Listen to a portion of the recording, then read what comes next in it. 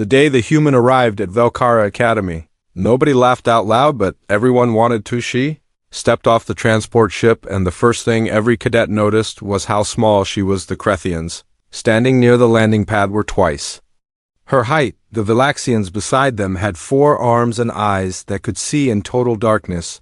The Dorothy scouts behind them had survived on a planet where the air itself was poison, and yet they all stood there in their armor looking like they were born for war. And then there was her, one human girl with a worn bag on her shoulder, short brown hair, and an expression that said she had not slept well on the journey but was not particularly bothered by that. Her name was Elara Voss. She was 23 years old. She had come from a small mining colony on Europa, which is one of the cold moons of Jupiter, where the walls shake every night from the drilling machines and the sky is never anything but black. She had joined Earth's colonial defense forces when she was 18 and served 5 years before someone somewhere decided to give humanity one seat at the most famous military academy in the known galaxy. Vel'Kara Academy had existed for 200 years.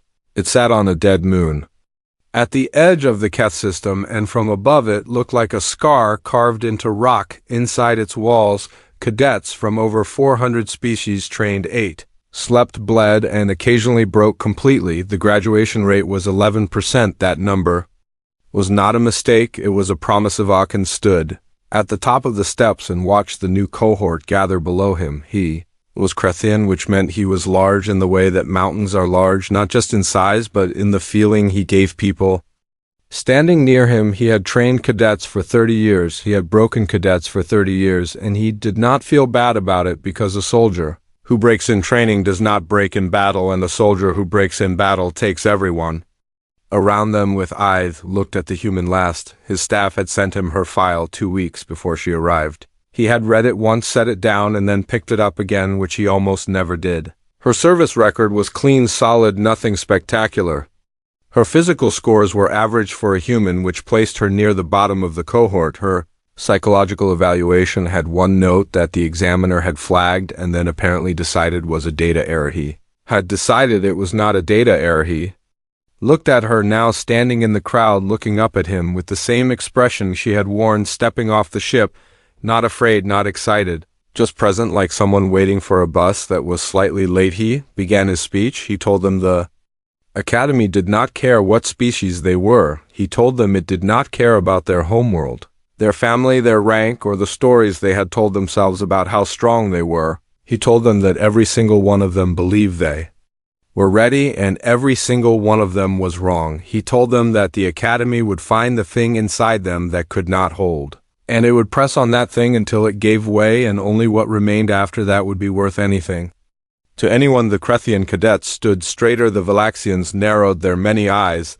The Dorothy scouts gripped their training packs tighter. Elara Voss shifted her bag from one shoulder to the other. The first weeks were a particular kind of suffering that the Academy had refined over 2 centuries. They woke the cadets before the moon's rotation completed its dark cycle. They ran them through drills and suits that added 4 times their body weight. They trained in rooms where the gravity shifted mid-exercise and in tanks filled with liquid that had the consistency of cold mud and smelled like burning copper. Every morning Savkan walked through the barracks, and every morning more bunks were empty, not because cadets had graduated, but because they had left medically withdrawn, psychologically cleared out. Broken in the quiet way that does not make noise, just a form signed and a shuttle booked and 1 less name on the board. The top cadet in the cohort in those first weeks was a Velaxian named Shrell. She was tall, even for her species, with silver skin and the kind of focus in her eyes that made other cadets nervous. She moved through every drill like she had already done it 10,000 times in her mind before she did it with her body. She did not speak much, but when she did, other cadets listened. She noticed Elara the way everyone noticed Elara, which was Beryl. Elara was not failing. She was not at the bottom. She was somewhere in the wide, unremarkable middle of the cohort, doing everything asked of her, doing it adequately, and then going to her bunk and sleeping with a consistency that made her bunkmate a young Dorothy named Fiss deeply uncomfortable, because Fiss could not sleep at all and could not understand how anyone could. The strange thing that Savkan noticed and his staff noticed and then quietly stopped talking about was this in.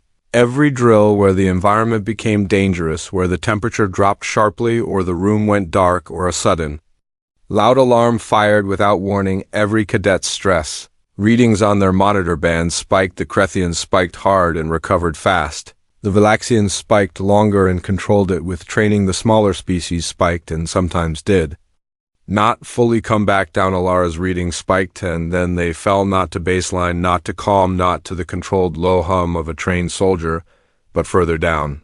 Past calm, past relaxed, down to something the monitoring system flagged as a possible equipment error. Because the reading looked like sleep, she was not asleep. She was standing in the drill, running through the exercise, but something inside her was going somewhere else, and the machine did not have a word for where. In the 5th week, Jrel finished a zero-gravity combat simulation in a time no cadet had matched in 11 years. The cohort gathered around her at the debrief, and there was the particular energy in the room of people watching someone exceptional do exceptional things. It felt like witnessing the beginning of something historic. Savant stood at the back of the room and did not watch.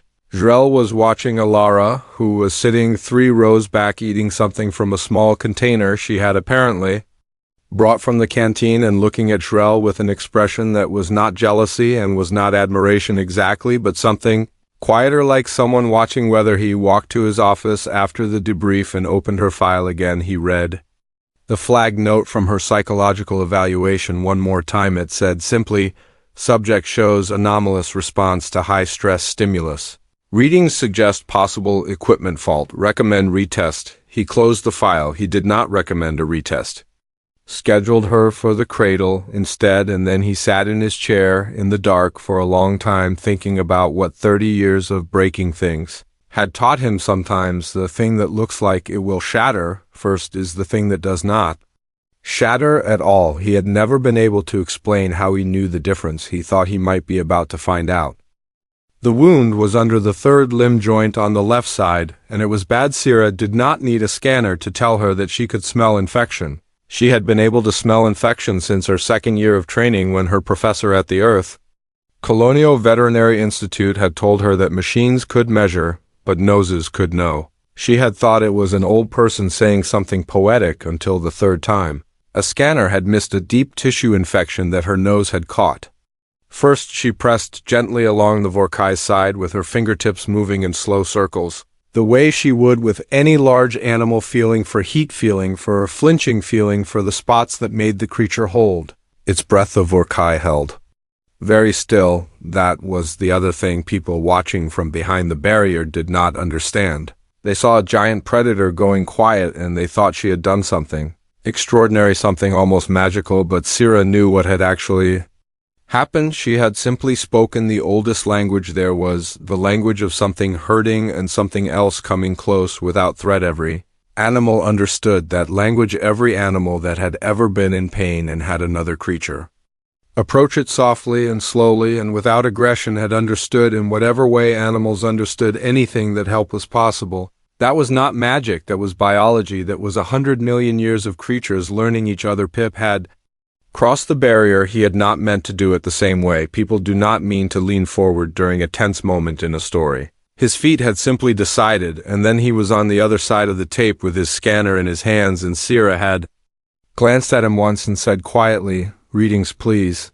And that had been enough. He was helping now. There was no going back. His scanner swept the Vorkai side, and the numbers that came up made his throat tighten. The infection had been building for at least 6 days. The puncture wound was deep, almost certainly from a cargo hook or a sheared loading plate edge. The tissue around it had turned, and the bacterial spread had reached the secondary nerve cluster under the limb joint. That was why the creature could not walk right. That was why it had been dragging that side. That was why the pain had built past the point of hiding it the way predators always tried to do, because predators hid pain. That was the first thing Pip said. The numbers out loud. Quietly, Sira nodded. She had already known most of it. She was looking around the plaza, assessing what was available, the way someone does when they are used to working in places that are not equipped for what they need to do.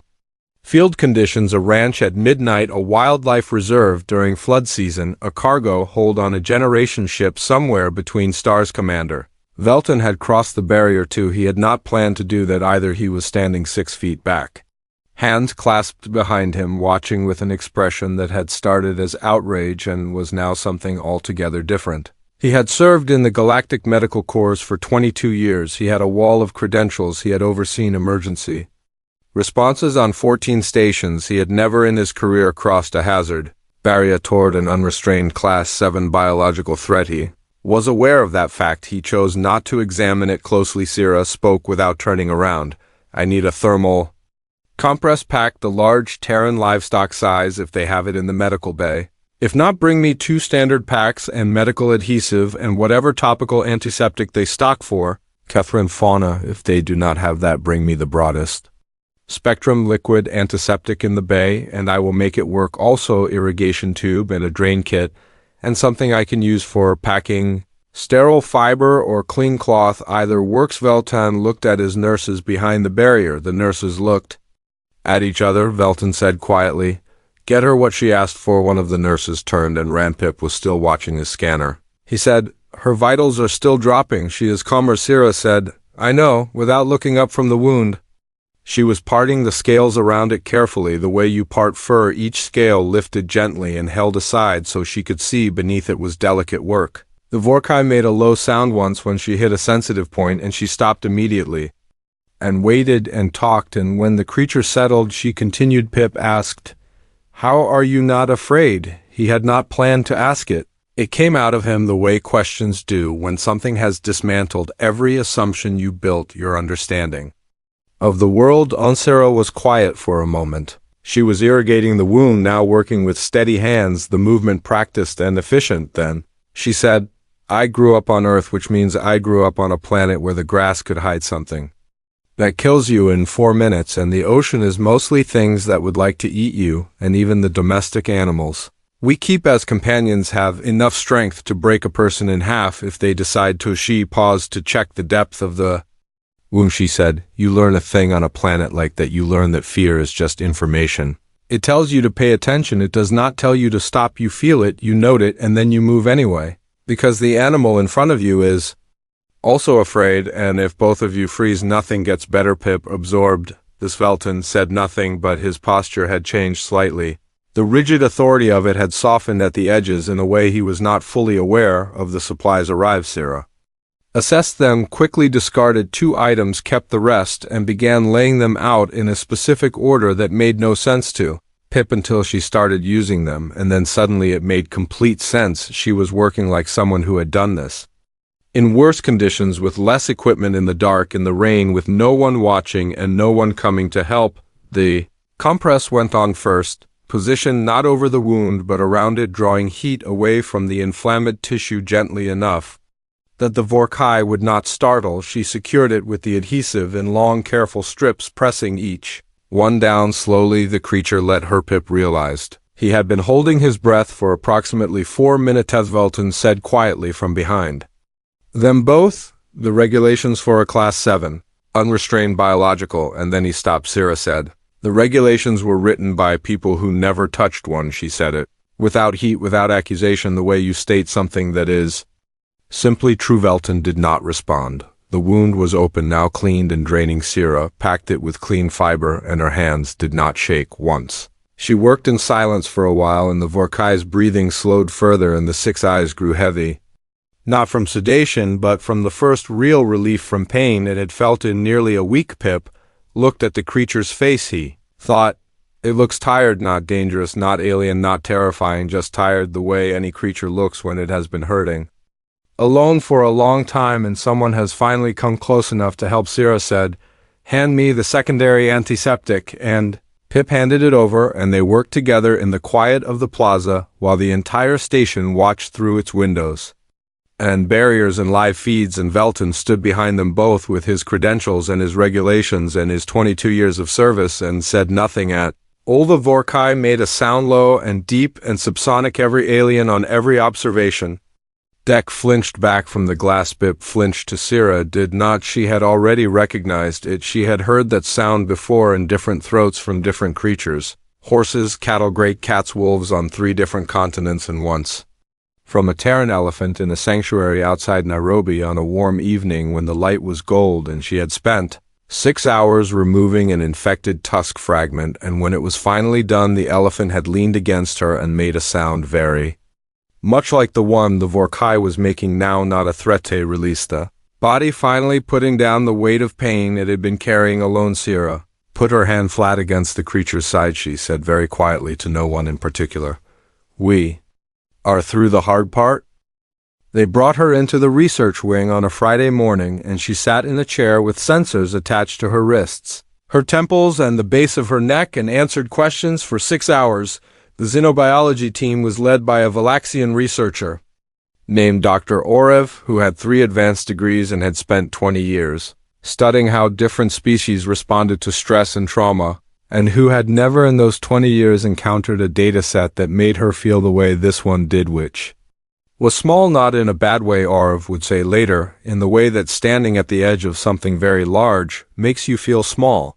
Not diminished, recalibrated. She asked Elara to describe what she experienced inside the Cradle. Elara thought about it the same way she thought about most questions, which was briefly and without drama. She said it was unpleasant. She said the cold was bad. She said the sounds were strange. She said at one point she saw her mother, which was not a good version of seeing her mother, but she understood it was not real because the timing was wrong. Her mother had never worn that particular coat in winter, only in early spring, and the hallucination had gotten the season wrong. She said after a while it started to feel like being back home. Dr. Orev stopped writing and looked up. Elara explained Europa, the mining colony. The walls that shook every night from the drilling machines, the sounds that came through the rock at 3 a.m. that nobody ever fully explained.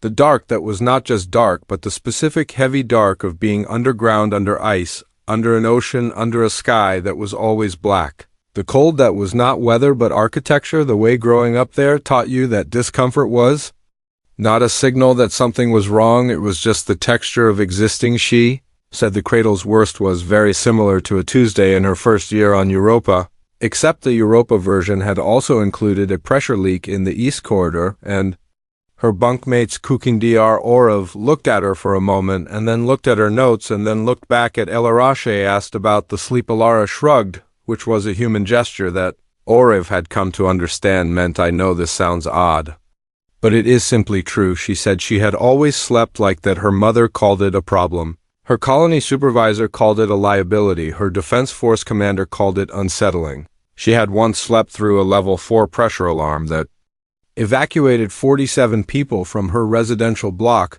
She had woken up to find everyone standing in the emergency corridor in their suits, and one very tired safety officer, who had checked on her 3 times and not been able to bring himself to shake her because she had looked too peaceful. She said when things got very bad, her body did something she could not fully control. It went down instead of up. Instead of the fear that made most people run or freeze or shout, she went quiet, and then she went somewhere below quiet, and her body seemed to decide that the crisis was registered, noted, and the best response was to stop spending energy on it and wait. Dr.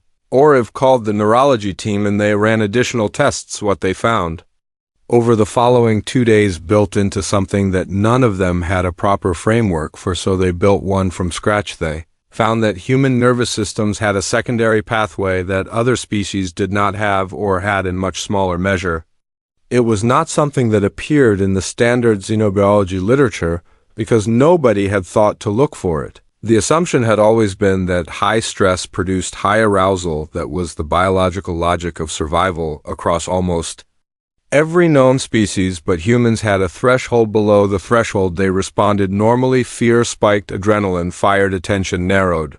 The standard survival package. Above the threshold something else happened. The system that was supposed to keep escalating instead handed control to a different mechanism, one that was much older, one that predated conscious thought, one that said this is beyond managing, so stop managing it and be still. It was not calm, it was not courage, it was not even conscious. It was a circuit that had developed over hundreds of thousands of years on a planet where the dangers were so varied, so constant, and so frequently unsurvivable that the species had evolved a way to go somewhere else inside themselves.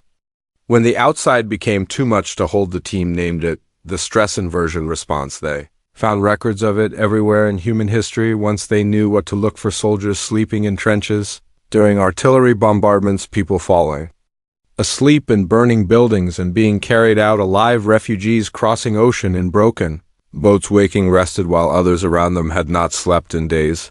Ancient texts from multiple human cultures describing the strange calm that came when everything was lost, and how that calm had sometimes saved them. It had never been studied because it had never needed to be studied, because no human had ever sat inside the cradle before. Khan read the team's preliminary report on a Saturday evening in his office. He read it twice.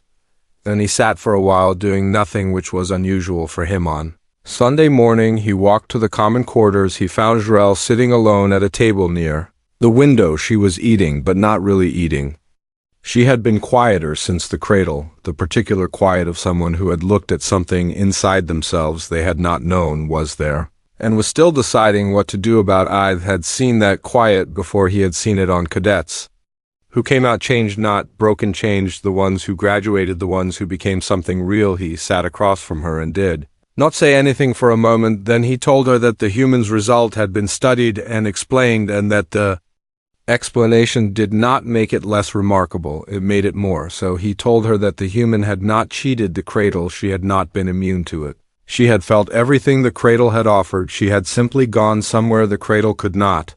Follow's role was quiet. She asked what that place was. He said he thought it was the place humans went when there was nowhere left to go. That same Sunday afternoon, Jrel found Elara in the mess hall. Elara was eating something she had assembled from 3 separate canteen options in a combination that made the Dorothy cadet fists visibly uncertain. She sat across from her and said nothing for a while, which Elara did not seem to mind. Then she asked what it felt like to not be afraid. Elara looked up. She considered the question. She set down what she was eating. She said she did not say she was not afraid. She said she was afraid. She was afraid when the cradle started. She was afraid the whole time. She could feel it. There it was, the whole thing. She just slept. Jrel looked at her for a long moment, with her silver face very still and her many eyes doing something that in Vel'Karan expression meant the experience of understanding something that you realize you have misunderstood for your entire life. She said nothing after that, but the next morning she was in the meditation room before 0500, and the morning after that, and she never told anyone what she was practicing, but anyone who looked at her readings in the drills that followed would have seen that her recovery times after fear spikes were getting shorter and shorter.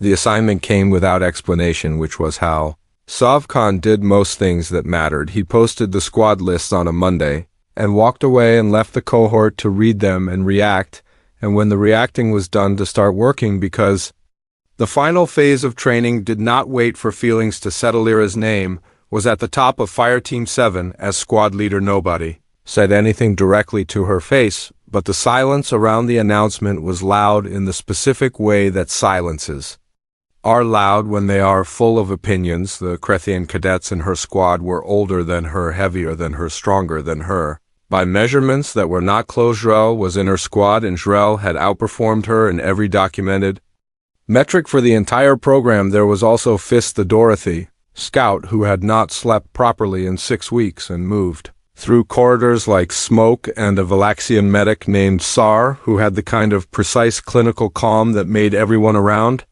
her feel slightly judged. These were not people who were used to following anyone. They were certainly not used to following a human who had distinguished herself primarily by sleeping in a torture. Elara read the assignment list and then went to find a table large enough for 6 and pulled up the first simulation file and started reading it. The final phase simulations were different from everything that came before. They were not tests of individual ability or physical endurance. They were scenarios built specifically to be unwinnable, not difficult, unwinnable, constructed by the Academy's tactical division to recreate the conditions of actual battlefield catastrophes: ambush with overwhelming force positions, overrun without warning, supply lines cut communications, destroyed commands, broken the simulations, asked a simple and brutal question: what does this team do when doing the right thing is no longer enough? Most squads fell apart in the first simulation, not immediately, Not with shouting or panic, although there was sometimes shouting and sometimes panic, but in the quieter way of groups under impossible pressure, where one person pushes one way and another pushes the other way, and nobody is wrong exactly, but the disagreement costs time, and time is the only thing they cannot afford, and by the time the simulation ends, the scenario has already taken everything. Fira Team 7's first simulation was an ambush. They were inserted into a narrow canyon environment with 2 objectives and 3 times the opposing force. The simulation had told them to expect. The tactical system labeled it a 90% projected casualty scenario, which was the simulation's way of saying almost everyone dies, and the question is only how and when. In the first 4 minutes everything went wrong. Fist took a simulated hit and lost mobility. Sar moved to cover her, which opened the left flank. The 2 Krethian heavies pushed forward because that was what Krethian training said to do when a flank was threatened, and it was the right call in a one-on-one engagement and exactly the wrong call here, because it pulled the center apart. A role called a tactical adjustment, and it was a good adjustment, technically correct. Under standard doctrine then, Elara said something. She did not shout it. She said it at a volume that required people to briefly stop what they were doing to hear it, which meant for 2 seconds everyone stopped. She said fall back to the secondary positions. Sar bring fist, the heavies cover rear. Zhrl take point. That was it, not an argument, not a plan, not an explanation, just where to be and in what order, something in the way. She said it was not loud and was not aggressive and was not the voice of someone trying to prove they were in charge. It was the voice of someone who had already decided what was happening and was simply telling the others so they could be part of it. They moved. They did not win the simulation. They were never going to win the simulation. That was not the point. The point was what happened after the first 30 minutes when most other squads had already fractured complete. Team 7 was still a team. They lost 2 simulated members over the following hour and made 3 tactical errors that Savkan noted in his debrief file, but they extracted 2 objectives that no other team had reached, and when the simulation finally ended, they were still moving, still coordinated, still listening to each other. In the debrief, Savkan asked Elara what she had felt in the first 4 minutes when everything collapsed. She said she had felt the same thing she always felt when things went bad. She said she felt it all, the weight of it, the impossible arithmetic of the situation, the knowledge that some of them were not going to make it out, the specific kind of fear that comes not from danger to yourself, but from being responsible for other people in danger. She said she felt all of that, and it went down into the place where it lived, and what was left at the surface was just the next 3 seconds and what needed to happen in them. Zavkan wrote something in his file and said nothing. The simulations ran weekly for 2 months. Something happened in Fire Team 7 that Savkan had not predicted, and that his staff argued about in quiet voices for the remainder of the program. The squad started changing, not in their skills, which were already exceptional, not in their physical performance, which could not significantly improve in 8 weeks, but in something harder to name, something that showed up in the data as shorter stress recovery times and higher sustained decision accuracy under pressure and fewer communication breakdowns. In high-noise environments, they were learning something from her, not through instruction. She never held a session. She never explained her method. She did not fully understand her method herself. They were learning it the way people learn things that cannot be taught, which is by standing close to someone who has it and slowly, without realizing it, beginning to move the same way. Fis started sleeping 8 hours a night for the first time in his life. Zhral's meditation practice had made her recovery time faster than anything her trainers had seen in a Velaxian cadet. One of the Krethian heavies, a cadet named Gore, who had been the loudest in the squad, started asking Elara before each simulation to walk through the first 30 seconds. With him, not the tactics, the breathing, the pace, the particular way she stood before something bad began. He said he was trying to understand how she got ready. She said she did not really get ready. She just stopped trying to make it not be happening. He stood very still after she said that, and then he nodded and went to do his pre-simulation routine, and the monitoring team noted that his first response accuracy that session was the highest it had been in the program. Zavan watched all of this. He watched it from doorways, from monitoring rooms, from the back of debrief halls. He had spent 30 years looking for the thing that broke cadets. He had built the program around finding that thing and testing it, and hardening eye had never once thought to look for the thing that did not break. He had never thought to ask what it looked like when something stopped trying to fight the breaking and simply refused to be a thing that needed breaking at all. He sat in the instructor meeting 3 weeks before graduation and told his staff what he believed was happening. He said they had built the academy to find breaking points. He said the human had shown them they had been asking the wrong question. He said they had spent 200 years looking for the moment a soldier shatters. He said she had shown them the moment a soldier becomes something else entirely. The room was quiet. One of his senior instructors asked what they were supposed to do with that. Sav Khan thought about Elara. In the cradle, he thought about her walking out asking about breakfast. He thought about her in the canyon simulation, her voice at the exact volume that required people to stop and listen. He thought about Gore standing in a doorway practicing how to breathe. He said he did not know yet. He said he thought that was probably a good place to start.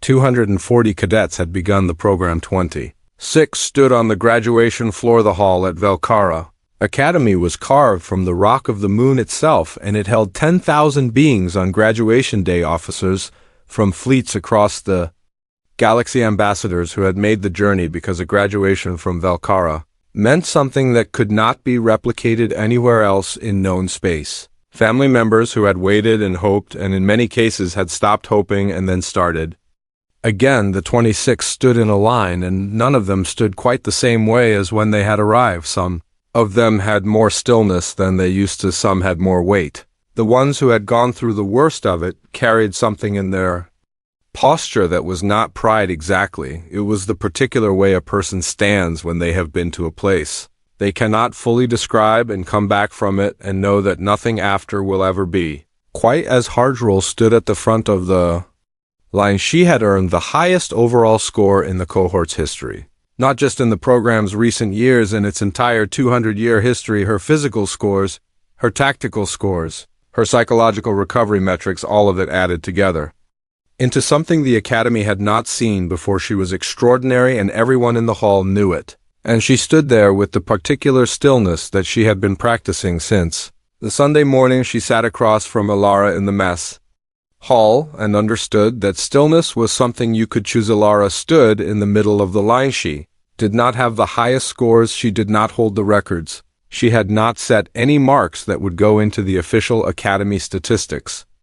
Her name would not appear at the top of any list. Of Khan walked to the front of the hall when the scores and honors had been announced, and the hall went quiet, because when he moved toward a space, that space became a different kind of space, and everyone in it understood without being told that what came next mattered. He had never given a personal address at graduation in 30 years. He had opened ceremonies. He had given the standard remarks about service and sacrifice and the weight of what the graduates now carried. He had done it correctly and without feeling, because he considered feeling at official functions to be imprecise today. He stopped in front of the 26 and he looked at them for a long time, and the hall stayed quiet. He said he wanted to speak about something the Academy had not intended to teach this year. He said they had invited the human cadet as a diplomatic gesture. He said he would be honest about that. They had given humanity one seat because it was the right political thing to do, and because Earth had asked, and because it cost nothing. They thought to say yes. He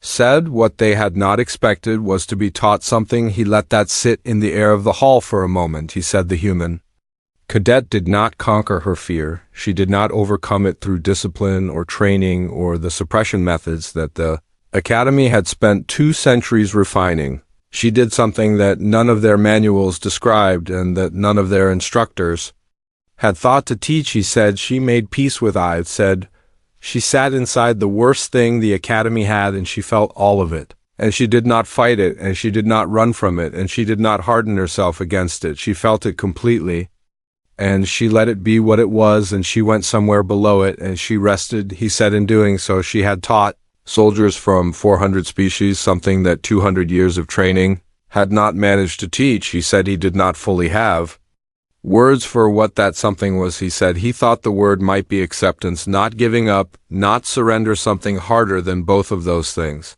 The choice to feel the full weight of an impossible situation and not spend yourself trying to make it lighter but instead carry it and keep moving. He said he had spent 30 years breaking cadets. He said the human had shown him he had spent 30 years asking the wrong question. He turned and looked directly at Elara, said her name. He said that she had arrived at his academy unremarkable and had left it having changed the institution itself, and that in 30 years he had never said that about anyone. He held up a small metal piece. It was not an official academy honor. It carried no military rank or designation. It was simply a piece of dark metal shaped into a flat disc with no markings on the front, and on the back a single line pressed into the surface which read, "Saw the bottom and came back." He said it was the Savkan commendation. He said he had made it himself. He said he had never given it to anyone because no one had ever earned it. Walked to Elara and placed it in her hand, and she looked down at it, and for the first time in the entire program, for the first time since she had stepped off the transport ship with her worn bag and her expression of mild sleep deprivation, she looked like she did not know what to say. She looked up at him. She said she did not do anything special. He said he knew. He said that it was the thing. The hall was silent for 3 seconds, and then it was not silent at all, and the sound that filled it was not polite applause. It was the sound of 10,000 beings from 400 worlds expressing something that their different languages and cultures named differently, but that meant the same thing in all of them. 2 years later, she was a junior officer aboard the frontier patrol vessel Keth's Reach. Her crew was mixed species, 22 of them. She was not the commanding officer. She was not even second. She was a lieutenant with a small assignment and a bunk that she found comfortable in the way. She found most sleeping arrangements comfortable, which was completely on a night in the 3rd month of their patrol. They encountered an unidentified vessel at the edge of mapped space. It did not respond to hailing. It moved in a pattern that the navigation system flagged as unpredictable, which was the system's careful way of saying it did not recognize what the vessel was doing and therefore could not predict what it would do next. The commanding officer was a Crethian named Havas, who was experienced and capable and who froze not completely, not visibly, not in a way he would have recognized as freezing. But the bridge crew felt it the way crews always feel it, the half-second pause, the slightly too slow breath, the moment where the authority in the room becomes uncertain, and the uncertainty fills the space where decisions should be, and suddenly everyone is waiting and no one is moving, and the unidentified vessel is still coming, and the weapon systems are hot, and 22 people are looking at a screen, and not at each. Elara was standing at the secondary navigation console. She said 3 things. She said cut thrust and hold position. She said Farron open channel on the secondary frequency. She said Havas, I think it is waiting for us to stop moving first. Her voice was at the exact volume that required people to briefly stop what they were doing to hear. Havas looked at her. He was quiet for 1 second. He said, do it. They cut thrust. The ship went still. The unidentified vessel went still. 30 seconds passed. The vessel opened a channel. What followed was 2 hours of careful communication with a species that had never encountered anyone from the known galaxy before and who had interpreted the patrol ship's movement pattern as aggressive and had been preparing a response that the tactical officer later calculated would have destroyed Keth's Reach in under 4 minutes. After it was over, after the unknown vessel had moved away and the crew had filed their reports and the bridge had settled back into the hum of ordinary operation, Elara's crewmate, a young Vel'Kara named Tail, who had never been to the academy and had never heard of the Cradle, leaned over from his station. He said he did not understand how she did that. He said, how do you stay calm like that when everything is going wrong? Elara was filling out her section of the incident report, and she paused and she thought about the Cradle. She thought about Europa. She thought about her mother calling her condition a curse. She thought about Savkan's face in the corridor outside the Cradle, the face she had not had a word for until later. The word was recognition. She thought about the disc of dark metal in her bag in her bunk with the words pressed into the back of it. She said she did not stay calm. She said the fear was there, the whole thing. Every second of it. She felt it the same as everyone else. She felt it go all the way down. She said she just got really good at sleeping through the loud parts. Dale looked at her for a moment. Then he looked back at his console outside the ship. The stars were the same stars they had always been, cold and far and indifferent to everything that moved between the manned and the deep. Quiet of deep space aboard a small ship on the edge of everything known, Elara Voss finished her report and leaned back in her chair and closed her eyes, and she slept.